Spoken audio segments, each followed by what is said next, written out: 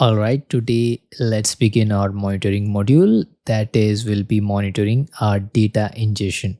So first things first, let's create the target. I'll go to new item. Our target will be lakehouse.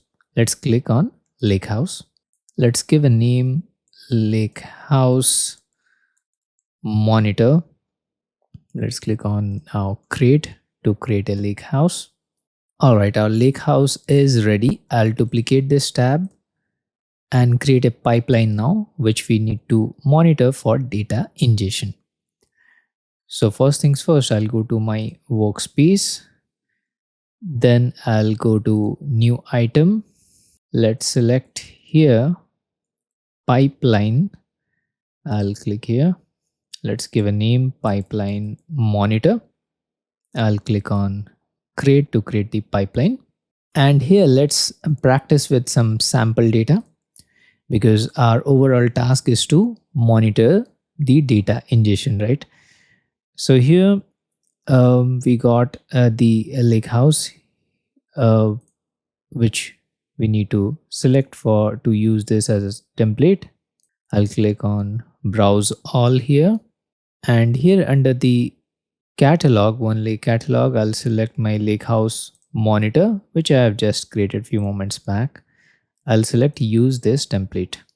Now if we look here, we need to basically select this, and everything is by default done by Fabric, that is NYC taxi sample parquet.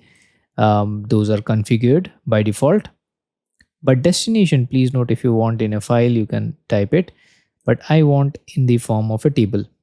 I'll click on new. Since my lakehouse already contains DBO schema, I'll make use of it. I'll use schema here.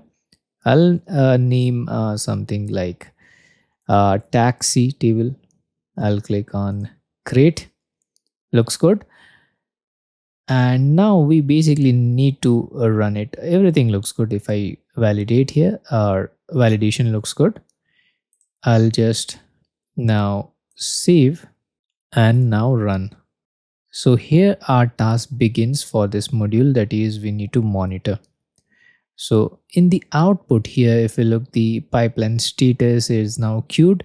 So queued means it's waiting, and now in progress, it means that our data load pipeline has started.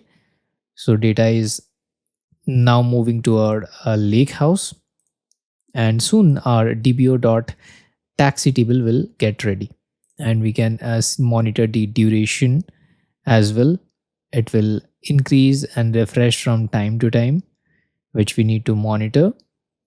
Now let's wait till this activity status changes from in progress to success. We can see the start time when it got started based upon your date time calendar. Local time, it will show the time, and we can optionally turn off the auto refresh as well by clicking the button here. If you don't want this to auto refresh, we can turn it off anytime. All right, the activity status got succeeded. Now we can note some of the few things. We got the input here. So the input will get many informations here, like especially the type is parquet. Then we will get some information like Azure Blob Storage, container URI, and the location, and same goes for the output as well.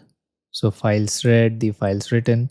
So files read is 80 and files written is 80, so which is good, that is 100% success. And entire copy duration here is also mentioned something like 136. And here the throughput, the information's errors, it's blank, which is good. So we get many information here, the start time as well, and the status has succeeded. So parallel copy is 8. So there are many information here as well, and we can do some more investigations for monitoring here by selecting here view detail run. So we can see which who run the pipeline, and it was submitted, was done automatically on manually. So it was a manually I have clicked run, remember. So the manual trigger, start time, end time, the basic details, pipeline ID, and most important thing is here we have the view history, where which also shows the summary of it. We can go to the monitor here, and here in the monitor again we get more details, and we can now schedule some notification for failures as well. So let's say my pipeline fails, I want an email. I'll click on configure notification. I'll select my pipeline which I am running, which is my pipeline monitor. I'll click schedule item. Now let's open or type the recipient name who wants the notification when the pipeline fails. So let's select as many users we can add here for the recipient. If you want multiple recipient the email to go, we can add multiple. Keep on typing the user email and it will add.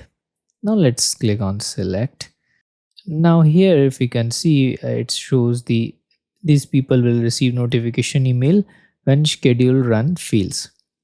So that's what it goes for the monitoring aspect of data ingestion using pipelines here. Thank you so much for watching. Let's meet in our next lecture.